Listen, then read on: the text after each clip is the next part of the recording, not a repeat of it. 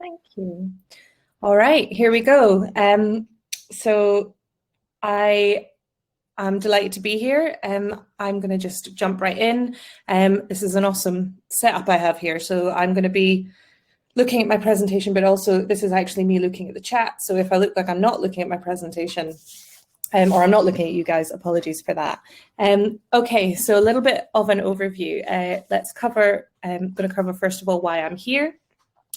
And then I'm going to give a bit of an introduction into the situation. This is going to be the situation in the United Kingdom. I wasn't actually aware that there were going to be so many people from all over the world. So I hope that some of this pertains to you also.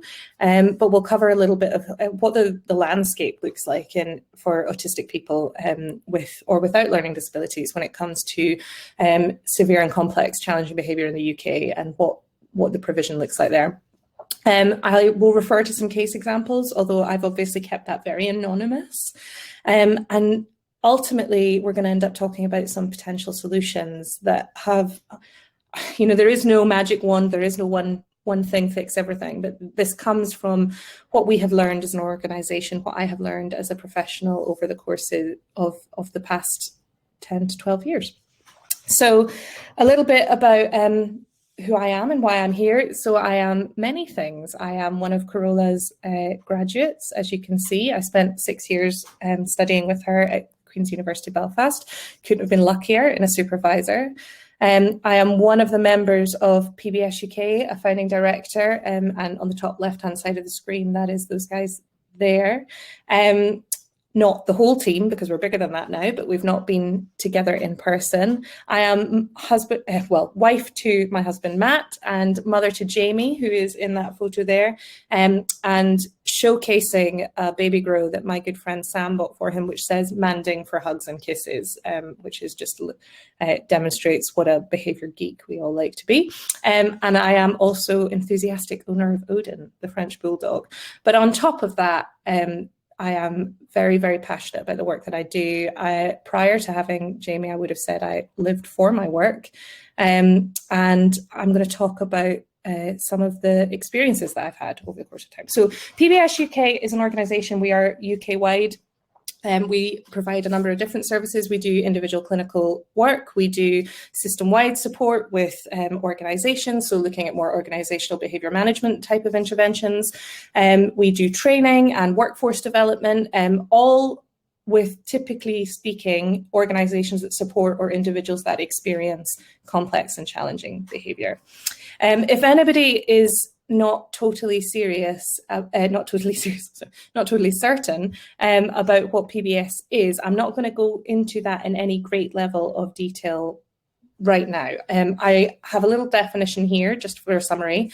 PBS being a multi-component framework for developing and understanding a behaviour that challenges. And it's based on the assessment of the broad social, physical and individual context in which problem behaviour occurs. It's primarily focused on enhancing a person's quality of life and subsequently experiencing a reduction in problem behaviour. But it is function-based, it is very behaviour analytic, and if anybody wants to know more about the specifics of PBS, you can jump in and ask me in the questions. Alternatively, you can jump onto the PBS Academy website, which I will reference at the end, and you'll hear more about that there. I'm going to talk generally from a behaviour analytic perspective now. So the outcomes for today are the following. First up, I want to recognise an individual's, whether they be autistic or otherwise, right to effective behavioural treatment. And I'm going to argue that in many ways, we are not meeting that right in the United Kingdom under all circumstances. I'm going to talk about some of the systemic challenges that make that the case and that prevent autistic people from receiving effective treatment. And then I'm going to talk about some of the solutions. I think the first thing to say is that our experience, so much of what we have discovered works, doesn't belong to us. We're not reinventing the wheel.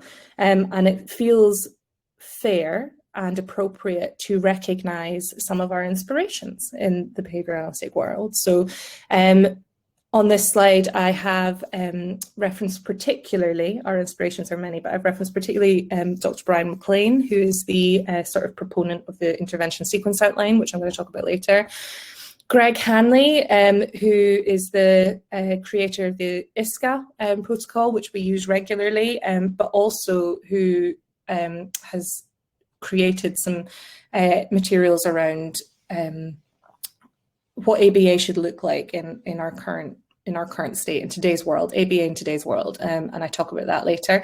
I'm also specifically going to reference Lux Consulting, who are an OBM organisation in the UK, and I have referenced a couple of their materials. But most of all, I think the people we have learned from are the individuals, the families and the teams that we work with on a daily basis. So to put this in the context of behaviour analysis and applied behaviour analysis, we're looking specifically at the 2.09 in the ethical code, treatment and intervention efficacy. Clients have a right to effective treatment, and we as behaviour analysts have an obligation to protect that right. We have a responsibility to protect that right. And so sometimes that means we have to have really difficult conversations with people, and we have to push and engage in very awkward situations to protect that. But ultimately, we have to be clear that that responsibility, that onus is on us. And finally, before I jump right in, I would just like to place a word of caution, a bit of a trigger warning for the rest of this presentation. I am going to be very frank. I am going to criticise a lot of what occurs in our system. I'm going to say some things that make it sound like much of our system is broken. I'm going to say some things that people might find or can find it difficult to believe are happening in our system. And I want to acknowledge, first of all, that 99.9% of the individuals that I work with in the UK, within the healthcare, the social care or education settings, are golden. 99.9% of them are there for the right reasons. They have the right motivation to be doing the work that they are doing. But there are exceptions to that rule. And because there are such major problems with our overall system, a lot of the time the work they are doing is being frustrated.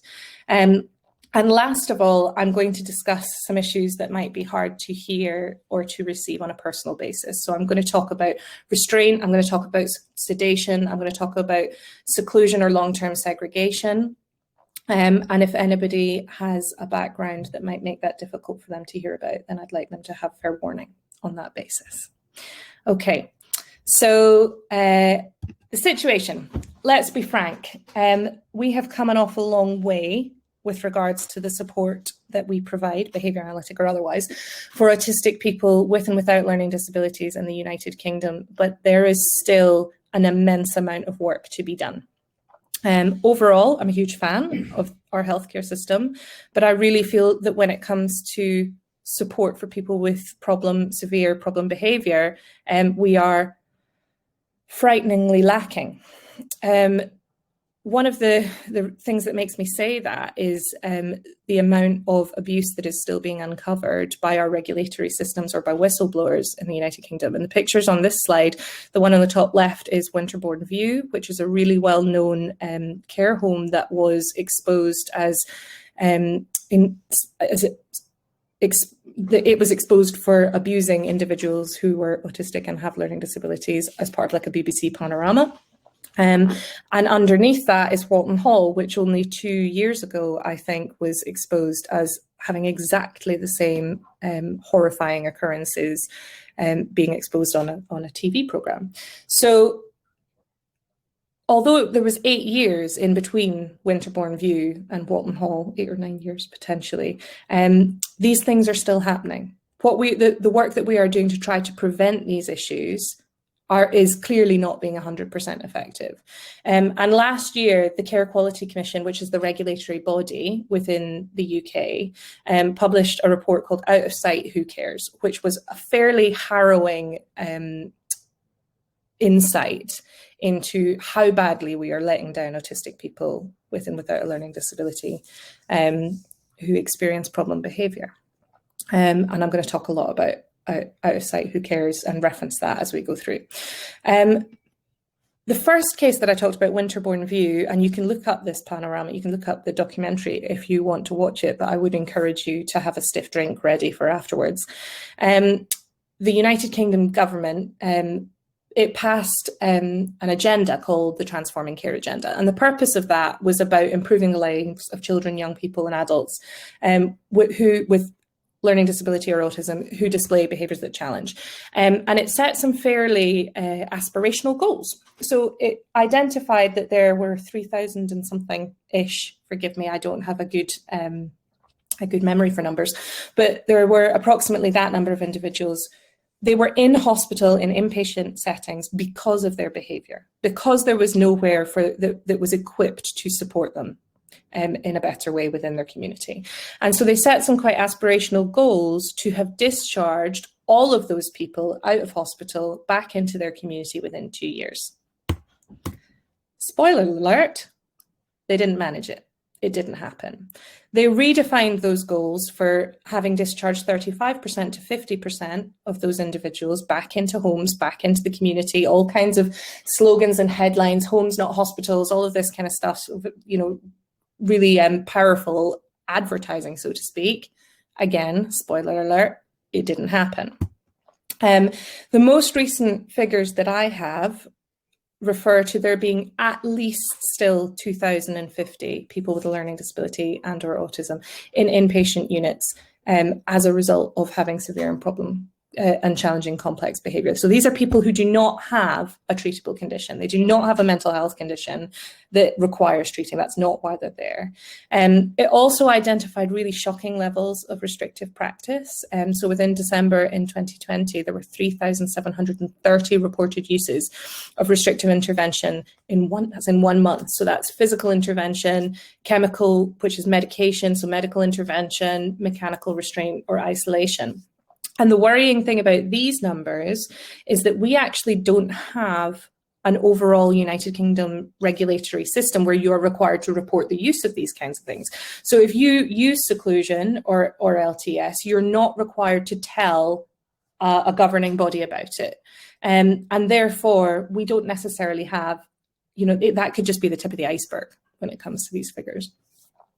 Even more kind of horrifyingly, people with LD or autism who are sent to inpatient units are there for an average of 5.6 years. So they're supposed to go in for short-term treatment and they end up staying for 5.5 years of their lives. And I am working with a particular case at the moment where this gentleman has been in hospital, and we, you know, when I sat and thought about it, you know, he's looking at about 18% of his life has been spent in a hospital where he was meant over, you know, many stays, in a hospital where he was supposed to have been sent for a short stay for some treatment. So whatever we are doing is not working. So the length of time that people, in lots of individuals with autism, I think it's 66% of the individuals who were secluded or who were supported in long-term segregation were autistic. So they're significantly more at risk of these restrictive practices. And the length of time that people spend in seclusion is really ranging, but for some people, it was as many as 13 years. Somebody who has been in seclusion or LTS for 13 years is just terrifying as a figure to me. To further back up that whatever we're doing is not working, so since March 2015, the number of under 18s, the number of children with an LD or autism in inpatient units has actually nearly doubled. So we're going in the wrong direction when it comes to under 18s. And we have to stop and think, what are we actually doing? Like, what is it that we are working towards? What are the goals? Where are the problems? Why is this not happening? And what is occurring to mean that these figures are going so horribly wrong? And they are trying. You know, I think this is something that we need to genuinely reflect on, is that most people in our field, in terms of social care as a wider field, health and social care, are exceptionally well-meaning. They want to make it better, but they just don't have the resources. They don't have the, there's a piece of the puzzle is missing. And that was an accidental, not at all intentional reference to puzzle pieces. So in case that is interpreted otherwise. Last week, there was a public inquiry into the treatment of autistic people and individuals with learning disabilities, where they looked at the horrifying amount of restraint and seclusion that is being used in our system. And it was made for really interesting watching. You can get this on parliamentary website, but one of the speakers was an individual called Alexis Quinn, who is this lady here, and author of the book Unbroken. And I am going to say something, I suppose is quite radical, but I think this book, Unbroken, should be made required reading for anybody that wants to work in this environment, anybody that wants to work in severe and complex challenging behaviour, or in the kinds of hospitals or treatment centres where they're supposed to be improving these people's lives. Because I'll be quite honest, it made me cry on multiple occasions what this person has gone through. So Alexis Quinn is an autistic person without a learning disability who experienced some mental health difficulties following the loss of her brother. And she processed those difficulties quite differently. The results of her behaviour were quite different to what we might typically expect. And it was ultimately determined that she needed some specialist support. So she was admitted to hospital for what should have been a 72 hours assessment treatment. And she ended up there, I'm not sure exactly what the total length of time was, but for way, way longer. And this quote from her, I'm going to take the time to read it because I know how hard it is for people to read a quote and whilst I'm talking at them. So in total, I was restrained 97 times and secluded 17 times. I was forcibly drugged. The drugs took out every aspect of my very being. My body was battered and bruised, and my identity was fractured. They didn't like the autistic part of me. I tried to tell them that autism is all of me. It's who I am. I argued that my autism couldn't be treated. They told me I lacked insight. Knowing I couldn't change and being labelled as treatment resistant, I grew to hate myself and I lost hope I'd never get out. And that picture in the middle from the front of the CQC out of sight report is her illustration of what it felt like to be in her situation. One of the examples in her book that really left me thinking, that demonstrated a real lack of understanding of autism was an incident that resulted in her being secluded and restrained. Was she had been asked to draw a picture as part of some kind of an arts and crafts therapy engagement, occupation, and she sat down, started to draw her picture, and then the time slot was finished and she was told she had to move on and do something else, and she hadn't finished her picture. And she said, I can't move on, I haven't finished my picture. And this is something that we know autistic people struggle with, is task shifting and, sudden changes to expected routines and so on. And she said she couldn't do it. And she ended up, it escalated to the point that she was restrained and I believe received intramuscular medication because she wanted to finish drawing her picture. And to those of us who work with autistic people a lot, that probably seems really obvious. But to individuals who have never worked with autism, don't understand it, haven't received adequate training in it, and are not sure how to go about things differently, that to them seemed like a situation worthy of restraint. I will reference Alexis a couple times more, and one of the way she describes her experiences, I think, are just much more powerful than I could ever be. So. I have been secluded 17 times. Seclusion is a constant threat of extreme punishment hanging over your head. It's wrong. There's nothing therapeutic about the force that comes with the act. The aggressive removal of my clothes, other belongings, and the forceful injection of medications is inhumane. I was powerless. And this is happening in an environment where we're hoping that people will recover from mental health issues. I think I have to take issue with that. So, let's just name the elephant in the room. We are a decade on from Winterbourne View. We are way more than that on from the first, guidance documents that were issued talking about how we need to do better by our autistic friends and family. But actually, these abuses are still happening, and they're still happening on a worryingly regular basis. I think it's fair to say that often our challenging behaviour and mental health services are ill-equipped to deliver the quality behaviour interventions that are required to improve some of these severe situations. And there are many major failings in our approaches. This is not failings at an individual level, that the way that our systems are constructed often contribute to this problem.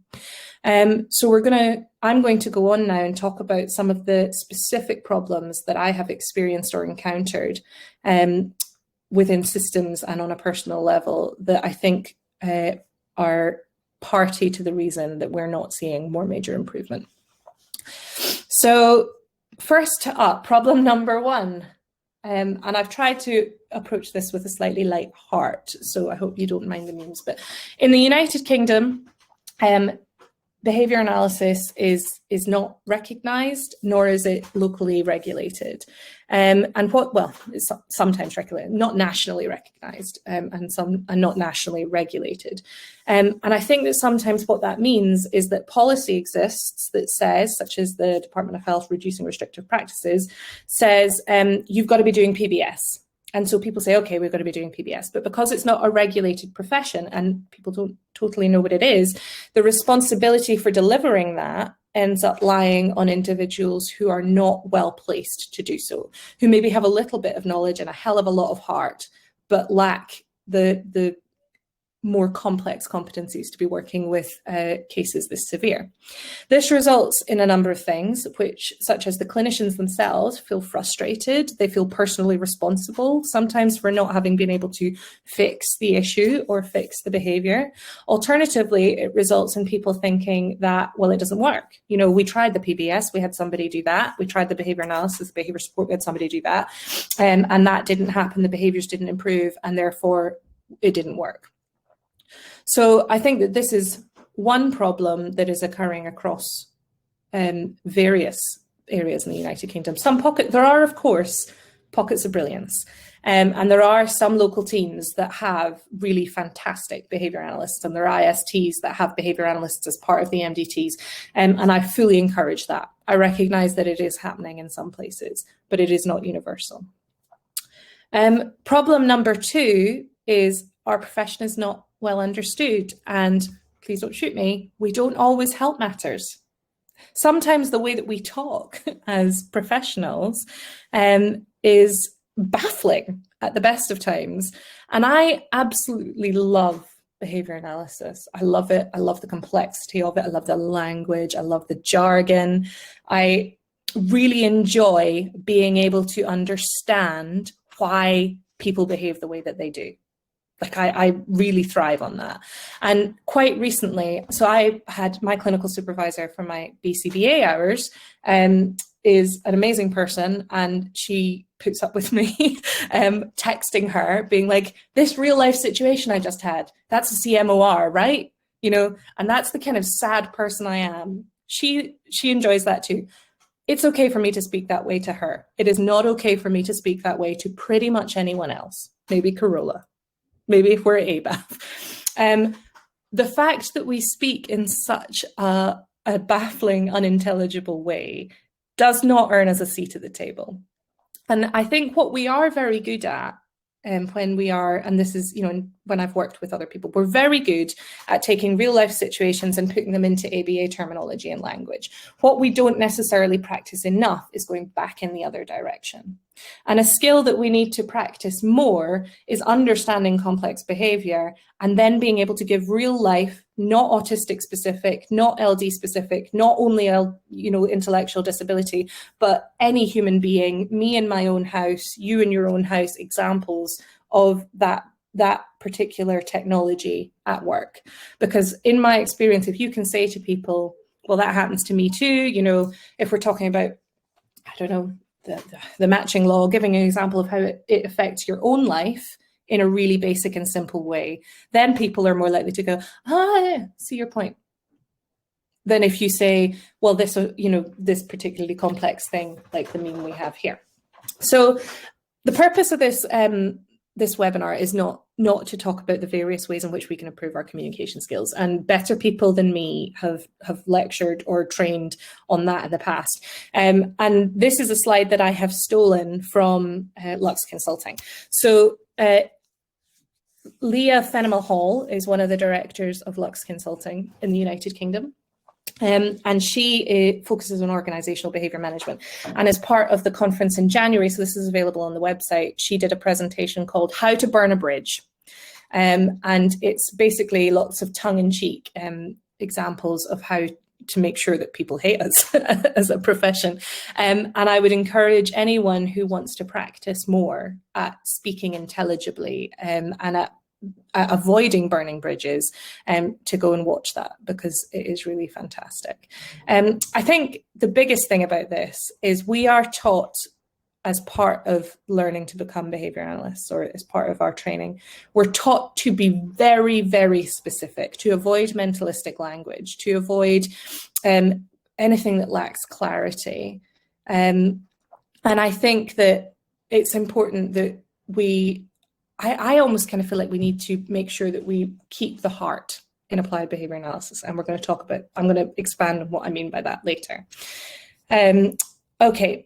Problem number 3, the way that we train our staff. Now, this is a personal bugbear of mine, and this is what I'm talking, this is a specific and really key issue, I think, to how we are not doing well enough by the way that we support autistic people with LD and challenging behaviour, or without. In the social care services, I don't know if it's the same in the countries that we have elsewhere, but in social care services in the United Kingdom, there is not a huge budget for staff training and for staff education. And if we send staff on training, the money that it costs to do that very often will come right out of the profit margin of the organisation that's providing the services. So the organisation is not necessarily particularly motivated to spend money on lots of training. So training as a practice within the social care system and health and education is too much at risk of being checkbox or nominal. Quite often the standards that we're holding people to are: have your staff done PBS training, have your staff done autism awareness, have your staff done physical intervention training. But they're not necessarily looking at, can your staff apply that learning, and can your staff apply these practices? So very often that training is e-learning or classroom based, which may be a great start, but really shouldn't be an end point. The Out of Sight report highlighted that the competence, skills and knowledge of staff actively involved in people's care within the United Kingdom for challenging behaviour was judged to be either below standard, poor or very poor for 61% of the people reviewed. So that is astonishing to me. There are different levels. So when it comes to training behaviour analytically, there are different levels of behavioural competence, which I'm sure you all know. So typically within social care settings, the only topics, let me go back a bit. We have verbally competent, I'm able to tell you what I should be doing. We have observed or role play competent, I'm able to show you what I should be doing. And then we have practical or real life competence, which is I am able to do this in real life settings, and I'm able to do it to a particular criterion base. Typically within social care settings, the only practices, the only topics that we are able to train our staff into this level of comprehensiveness is physical intervention usage and medication administration. These are the only practices that we spend that amount of time on in training our staff, where we do observations, where we do practical real life observations. So there is a dichotomy there where we are saying to people, the practices that I train you the best in are the ones that I do not want you to use.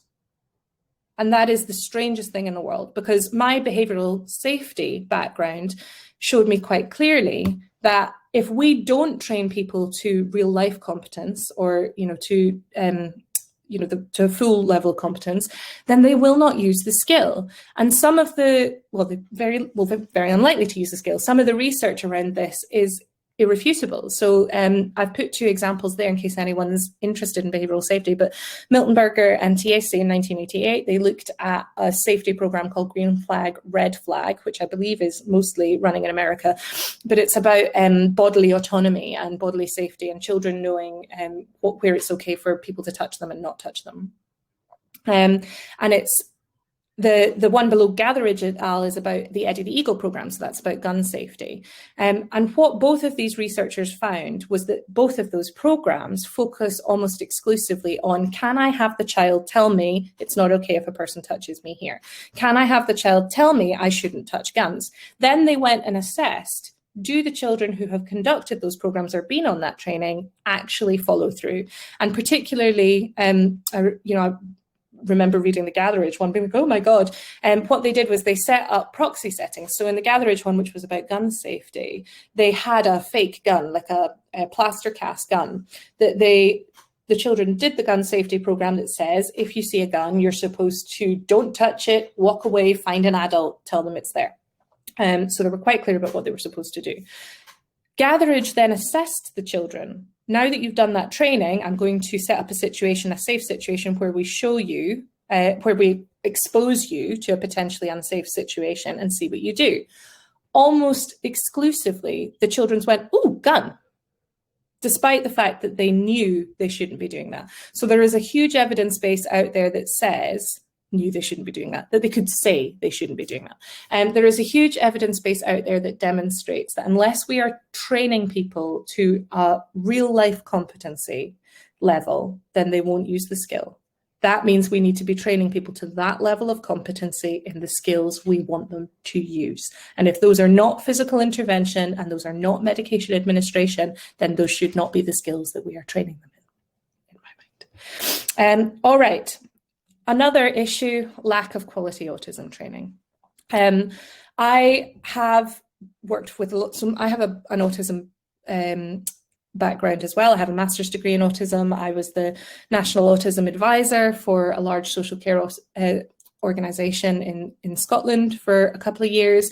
My PhD focused specifically on autism, and most of my working life has been working with people with autism. And I have experienced quite a range of training that is available out there. In 2021, there is no excuse for delivering autism training that is not designed in partnership with autistic people. There is absolutely, that lived experience is 100% required. Because if we do not understand the way that autistic people need to be supported, or the differences in the way that they might experience the world, then we cannot deliver them the best person-centered care. And another quote here from Alexis Quinn, I don't seem to be able to quote her enough, is that I entered hospital for initial 72 hours intervention. Due to a catastrophic clash between my autism and the environment, I became overloaded and entered a damaging cycle. She also talks at one point about how in the seclusion room there was an air conditioner which hummed, and the hum was comforting to her. So in some ways, being in the seclusion room was one of the few places where she could actually de-escalate, where she could chill because of the sensory feedback that she was receiving there. Okay, problem number 4. I'm kind of used to receiving questions as we go, but I will carry on. So a lack of focus on the overall system. We keep looking at individuals, their individual behaviour. Their individual behaviour is not getting better. This particular team, this particular service is not working. We need to take a moment, we need to step back, and we need to look at the overall system. So this is a slide designed by my very good friend Paddy Behan, who is the other half of the founding directors of PBS UK. Every system is perfectly designed to get the results that it gets. Now I can rephrase that as a quote that you will understand and recognize very well. The rat is always right. Okay. We have got to be clear that if we are consistently getting results that we don't want, then there is something going wrong somewhere in the system. The reason that this is a marble run slide is because when I think about organizations, and this might just be me, in fact, I'm pretty sure it is just me, but when I think about the way that large organizations work, and we're supporting persons with complex and challenged behaviour, I always think about a marble run, and the person is the marble, and we pop them in at the top of the system, and we are waiting for them to pop out at the bottom, you know, having nicely gone through all the little stages, and we wait for them to pop out, and that would be their effective discharge in my mind as they roll out of the bottom. However, people keep landing in the wrong spot. They keep getting stuck because there's not a right way out. You know, they keep going round and round in circles that don't have any exit. And that's because of the way that we have built the marble run. Thanks, Alex. I'm glad that you understand that. Okay, and there's a few reasons that this is the case. First up, within organisations, within social care and health and education organisations, much of the time, reinforcement is contingent on the wrong outcomes. Again, I would like to say that I recognise that 99.999% of healthcare workers and social care workers are very likely there for the right reasons, but the system is broken. When we examine the reinforcement contingencies for larger organisations, or particularly private healthcare provisions, there is a major problem. These organisations actually stop getting paid when they do a good job. So if I have somebody come to be supported in a particular hospital, and that's bringing the hospital £3,000 a week, if I do well and provide effective treatment, then I will stop receiving that £3,000 a week, which is a fairly kind of obvious issue. If we are, especially when those hospitals have large teams and large systems that they need to support financially. The same is true for business development teams in the social care sector. The focus is very often on filling beds, and I know an organisation where the business development team, all lovely people, all very nice people, but their bonus was contingent on them making placements, or they had this horrible terminology, filling beds. So their bonus, their financial security, potentially, was contingent on them getting people into beds. And they also used the term voids, which was horrible. Meaning that they're far less interested in, is this likely to be a long-term quality placement, than can I make this work in the short term? And we can't really blame those individuals for being motivated financially. You know, we have to blame the system for being set up to provide reinforcement based on the wrong outcomes. A financial reliance on keeping beds full is likely to affect motivation. We are effectively punishing the systems for producing the requested outcomes. Secondly, there is a lack of robust community placements, capacity and resource. Ultimately, we're telling people you need to discharge this person into the community. There are no community placements in some places. There's nowhere for them to go. So we are telling the person to achieve something that is not possible. And again, the Out of Sight report highlighted that there was a lack of suitable care in the community, preventing discharge for 60% of the people that they assessed. So that's really a massive area to be overcome.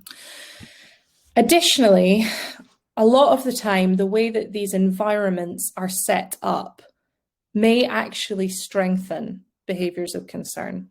And I want to give you a specific example here to highlight what I mean. And this is much more complex than one specific thing. This is a combination of staffing issues and, you know, the physical environment not being right, hence why I'm going to highlight it with an example.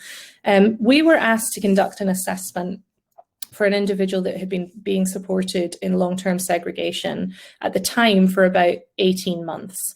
And he must, by the time we, you know, stopped working with him, it must have been anything, well, stopped being involved with the case, it must have been, you know, coming up on 3 years. LTS, for anyone that isn't sure, is long-term segregation.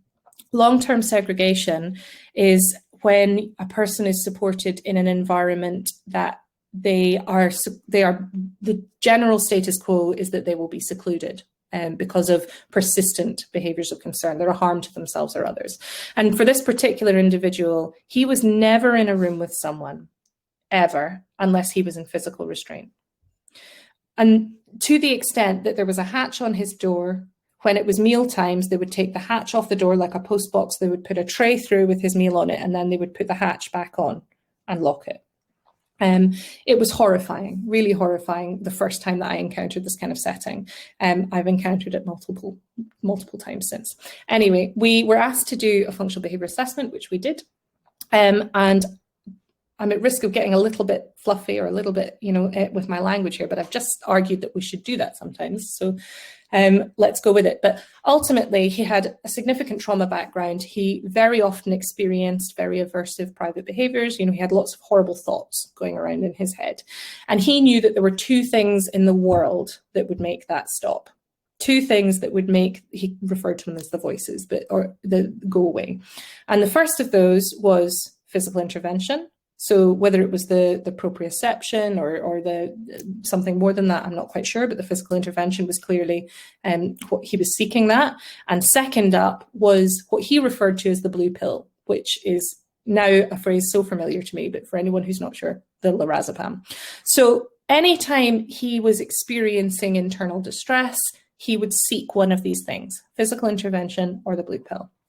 Now, the difficulty with this environment was that if this gentleman had walked up to the hatch or walked up to the door, asked for the nurse in charge and said, "Excuse me, please, may I have a 5-person floor hold?" then they would say, "Absolutely not. No way, we can only use physical intervention as a last resort in a crisis." However, if he then backs off and whacks his head off the windowsill to the point that he needs stitches, instantly there's a code red pulled, 5 people launch into the room, floor hold, PRN. Straight up. We cannot blame this man for using a behaviour when it is that effective. If the appropriate behaviour is maybe only successful, maybe like 25 to 50% of the time, and that's being optimistic, but the problem behaviour is successful 100% of the time, then we have a problem. We have a problem with the way that our system is working. On top of that, staff are overstretched, exhausted, and tired of being criticised. So when they hear that yet another new person is coming in to have a look and see how they might be able to do things differently, they are not primed to receive that information well. They are tired of hearing that they are not doing a good job. So very often this can feel like we're giving them a solution. Here we have something that will work. Here we want to help you. And they're saying, "No, thanks, go away, we're too busy," because they are tired of being criticised. So we have to be very, very careful about not conditioning ourselves as an aversive, I suppose. Problem number 5, and we're getting to solutions. I know I've talked a lot about problems, but problem number, and I should hurry up, look at the time.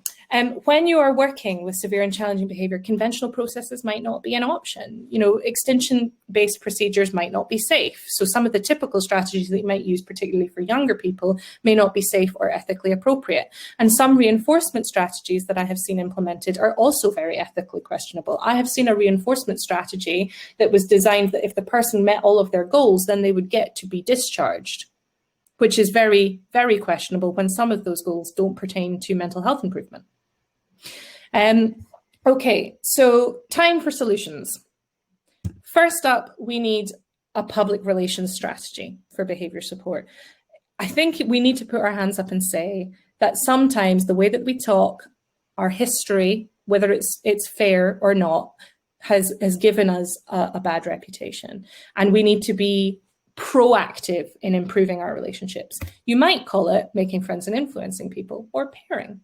If we don't have a seat at the table, then we can't be part of the conversation. And we want to be part of the conversation, so we have to make sure we have a seat at the table. It will take many, many conversations, sometimes repeating ourselves over and over and over again before we can demonstrate efficacy. 2 steps forward, 1 step back, but a continual, gentle, respectful persistence towards our goal. You might call it a shaping procedure. Don't be afraid to get fluffy. Please don't hurt me, Carola. Please don't hurt me after this. But I think sometimes we have to, in order to be able to have the hard conversations, we've got to be able to speak to a human level.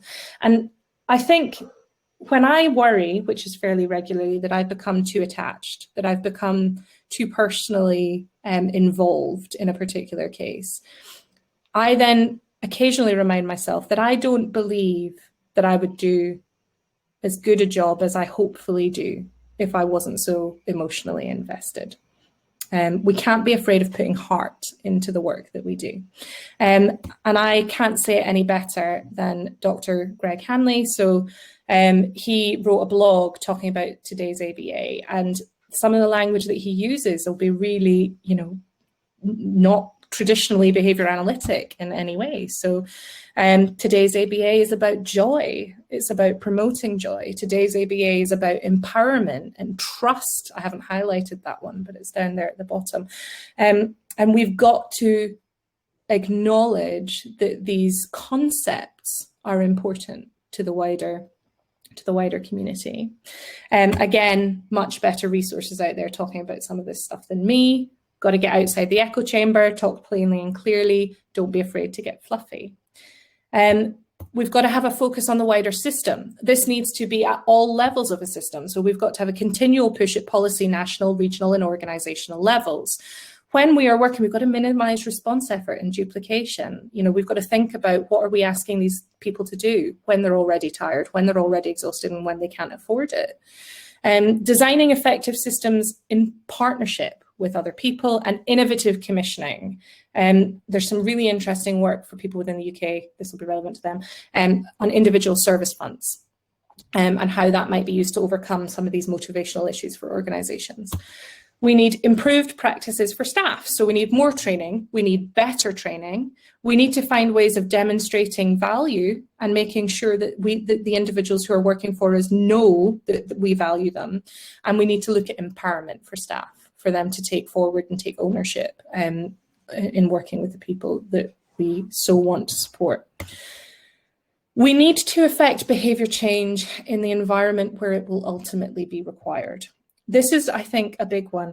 Even if we do see behavioural improvement in inpatient settings, sometimes those settings are so radically different to the community that we don't have a good reason to believe that that behaviour change will persist or will generalise to the community environment. And so I think it makes sense, particularly, well, in my mind at least, that we would be seeking to achieve behaviour change in the environment where we need it to occur.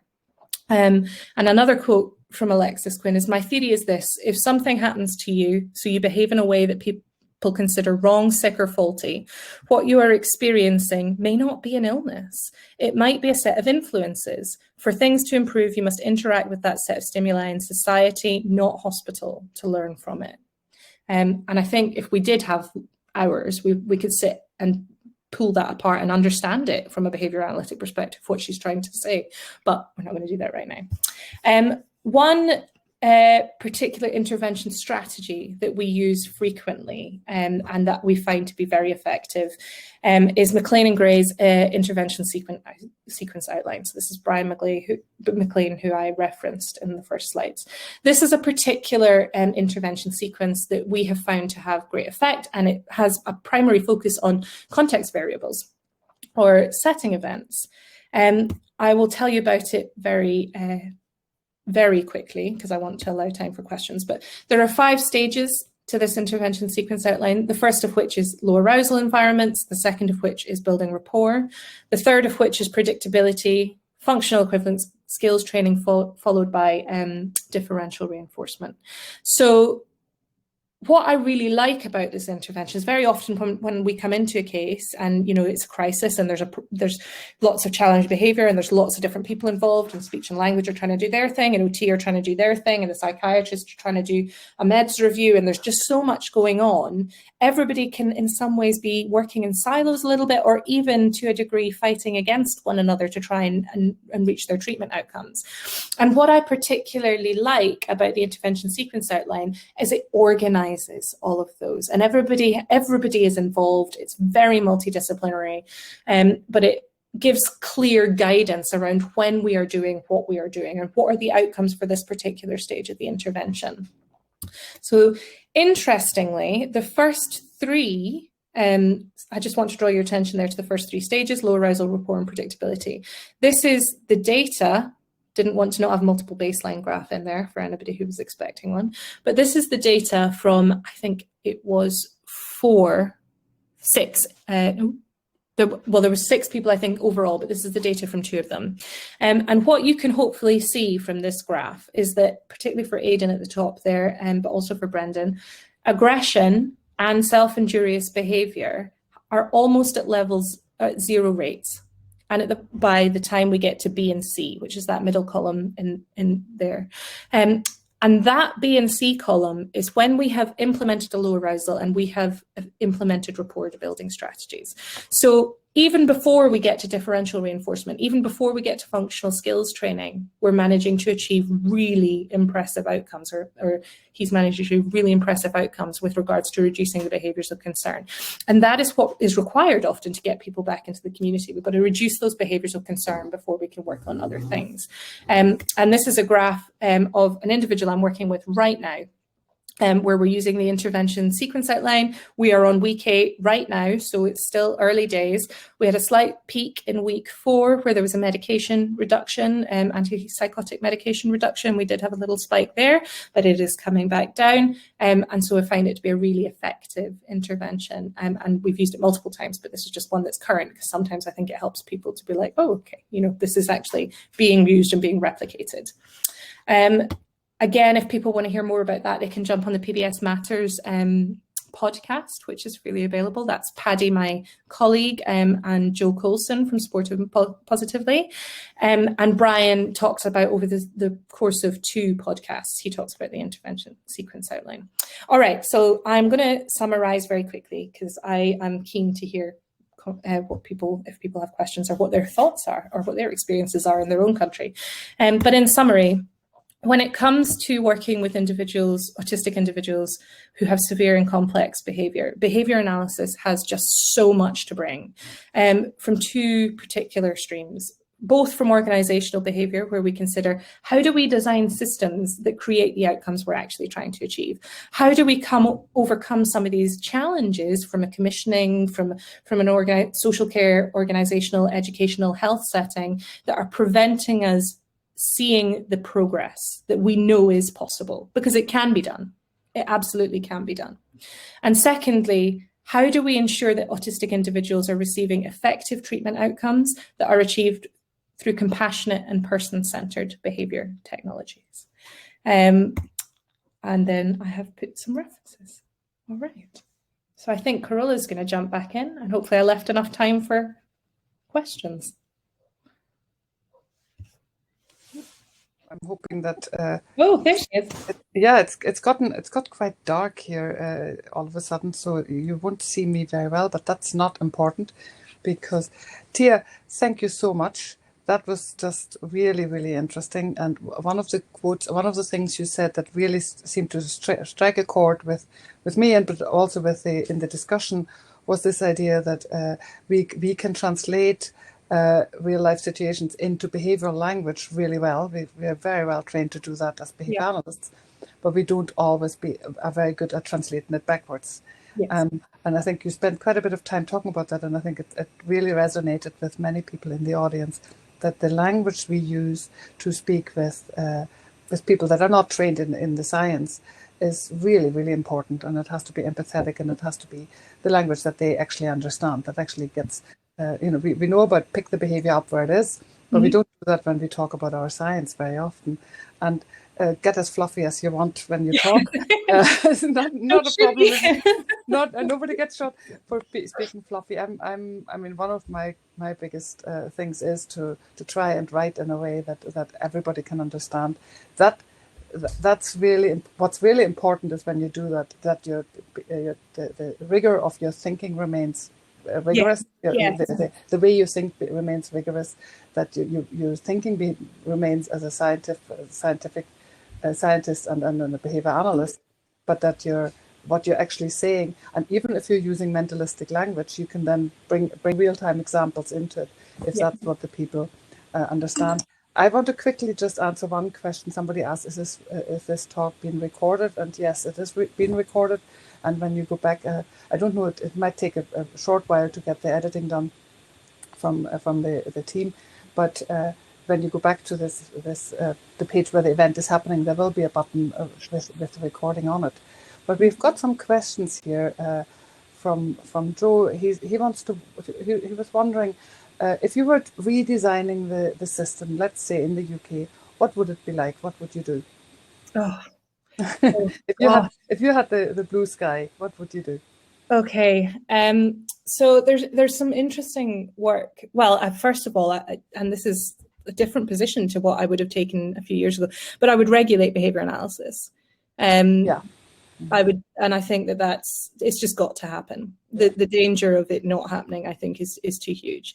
There is some really interesting work going on with the concept of individual service funds. And what individual service funds are doing is they're saying, okay, this person is currently being supported in hospital and it's costing £7,000 a week. So it's costing X amount. I don't know what that would be, huge amounts, £350,000, let's call it. It's not right, I'm sorry, someone will tell me. But say it's costing £350,000 a year. So the individual service fund is held by a provider, but you give the individuals, you start with £350,000 and they set targets to be like, okay, there's the £350,000. Within year one, we're going to reduce that by 20%. Within year two, we're going to reduce that by 30%. But what they do is one of the things that they do is they protect the organisation profit. So it's all differently assigned. So there's a particular budget that's just for staff training. If that staff training doesn't occur, it doesn't go to the organisation. So they have no reason not to deliver it. Their profit margin is protected, which means that their behaviour, their organisational behaviour, is subject to different contingencies, subject to different influences. So I think there is a lot of very interesting work done about innovative commissioning, a really interesting idea. And I'm learning a lot about that at the moment because I think organisationally it could be really impactful. So I would do that. I would also, if I had a magic wand, I'd like to make sure that there are places in local authorities that are set up to receive individuals who have gone into behavioural crisis that are not hospital settings. So whether that would be like an intensive behaviour treatment service, a bit like Hanley's clinic, in the US. I wish we had something like that in the UK. Hanley's clinic in the US, as I understand it, sometimes the families can actually go and stay there. So they stay as a family together to receive behavioural input. And then when they go back home, the staff go with them for a while, make sure they're okay, make sure behaviour generalises, and then they withdraw. And I think that is just so much needed for some of the individuals that we work with. I think there needs to be more money available for early intervention, massively so. Some of the individual teams that I work alongside, some of the work that PBS UK does, we get because local teams don't have capacity. So people will reach out to us and say, we have a 25-week waiting list, but this person needs it now. Can you help? If you have a 25-week waiting list and someone's coming to say to you, I need help, they don't have 25 weeks. Of course not. Yeah. The damage that can be done in a 25 weeks. So sometimes, and you've probably heard this from a lot of people, and every behaviour analyst will have experienced this. Sometimes I wish so hard when I work with someone that I had been able to address this issue a year ago, 2 years ago, when it first emerged, when the problem behaviour first emerged. And if we had been involved then, you could probably say, well, we probably could have 3 days or something, we probably could have sorted that out, put in some strategy, done some bits and pieces, taught an FCR, done whatever, and we would have been all right. 2 years down the line, that's going to take 3 months instead of 3 days to undo, to address the learning history, to the fact that people are growing. So they're, the behavior becomes harder to manage. And we know that severe and problem behavior often becomes much worse when a person's going through puberty in particular. So, transition services, early intervention services, I think there just needs to be so much more there. I'd say be more proactive, but very much so. I mean, it's I reckon also the staff training is the key, because if you even train everybody at a level where they understand what the behaviour analyst is trying to do, that's already helpful. Then they're not counteracting and reinforcing some of the behaviours quite accidentally because they just don't understand. Yeah. So some basic training for everybody that works with these people, and obviously then really good supervision by people that are much better trained. Here's a question regarding the social care, where people, how does it relate to where people live in their own homes or have their own tenancies? Because you're talking a lot about organizations, but I mean, over 60% and more of autistic adults live with their aging caregivers, as some of my work has shown as well, and or live on their own and still have behavioural challenges. Not everybody lives in organisations. Yeah. So I think my experience personally is very much with severe and complex challenging behaviour, which is usually to the extent that a person has been unable to maintain a home placement or a family placement. So I think it would be fair to say, in terms of like professional competencies, I'm much more likely to be working with individuals who require support. That being said, I think there are a lot of local teams out there who can do great things, and maybe it falls under the early intervention. That, you know, not early in terms of age, but early in terms of age of the behaviour rather than age of the person. So when it comes, I know that there are a lot of people who utilize PBS models in the home, and I've certainly worked in family homes. So the graph that I showed you, the intervention sequence outline of my data, where we're on week 8, this is a program that we are doing alongside parents, because they were at point of breakdown. It was going to be a residential placement. The purpose of the intervention was to avoid a residential placement for a young teenage girl. And so that's been about training the parents up in the strategies, making sure that support is available to them when they need it. So they've got support workers available for when they need it. Not all of the time, they're still, and it's a fading procedure.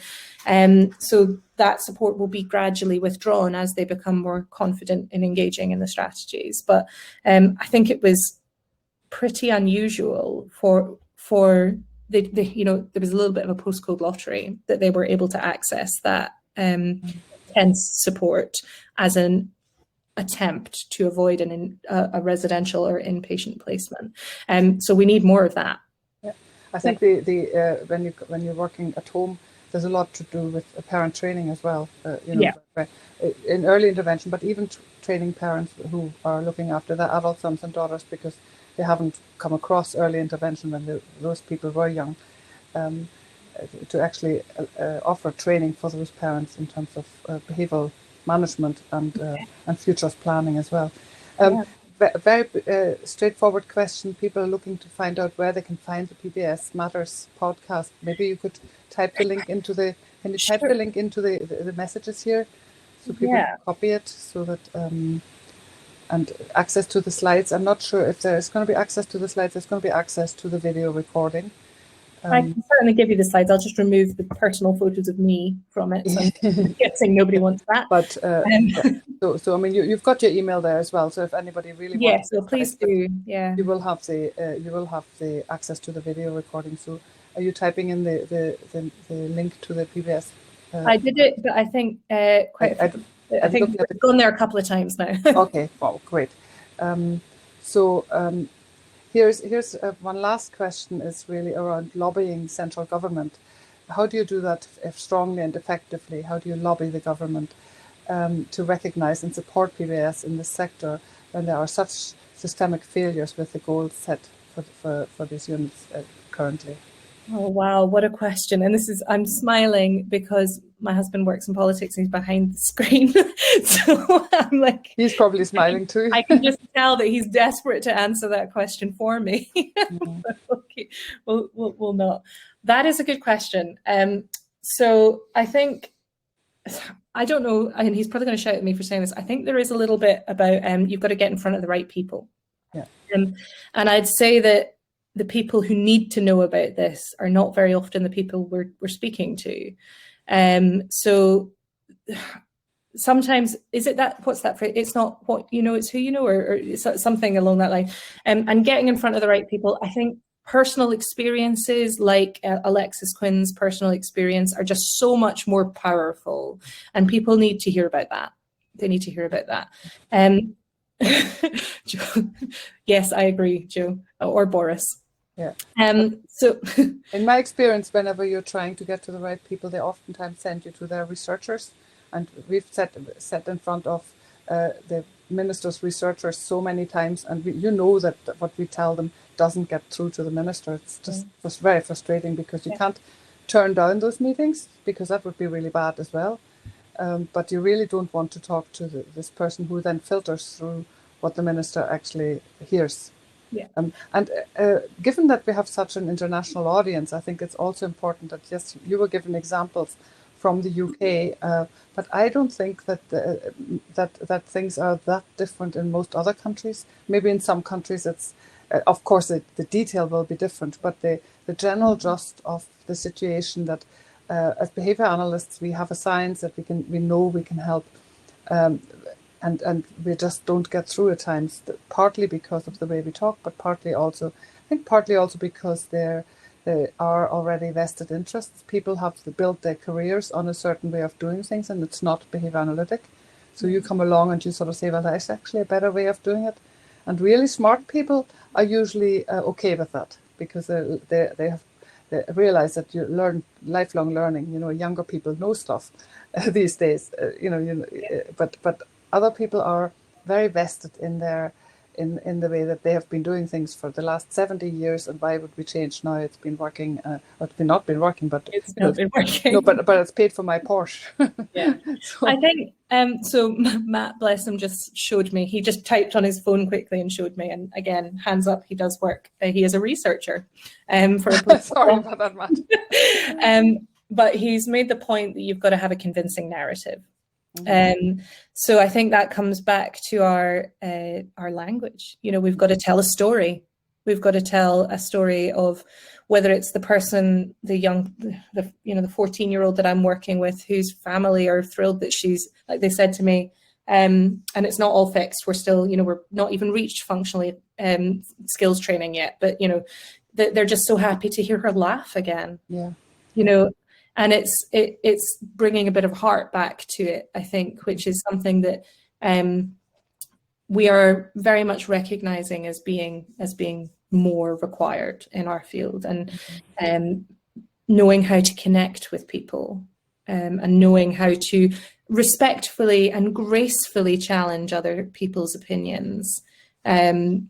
With there are some really difficult conversations to be had, and they must be had.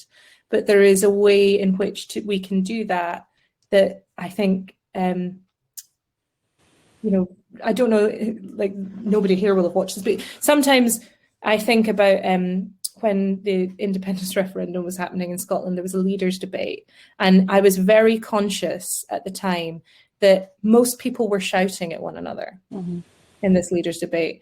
And people that actually really stood out were the leaders who didn't shout, who weren't yelling, who were quietly but confidently expressing their stories.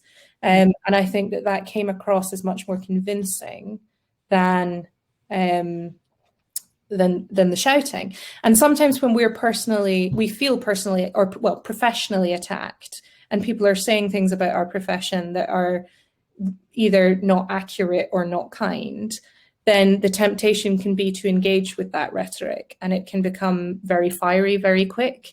And I think that I personally step back from any of that engagement and choose to engage on a much more gentle level, both because I hate confrontation, and because I find that gentle and graceful persistence tends to be more effective for me. So, well, I think those were the main questions that came up on the question section here. I think what remains to be said is just thank you so much, Tia. That was a fascinating presentation. We all learned so much, and from the comments in the comment section, there was a lively debate happening amongst the people that were here, which is great. And yeah, thank you so much. And please, everybody, have a look out for the video recording of it, so you can help you digest it again by watching it again. And I also want to just plug very quickly that we, in the Centre for Behaviour Analysis, we are planning monthly webinars. We have further webinars, all hosted by Behaviour Live, coming up once a month. And so I hope that we'll see you all there again. Okay, thank you so much. All right. Okay, bye. Bye.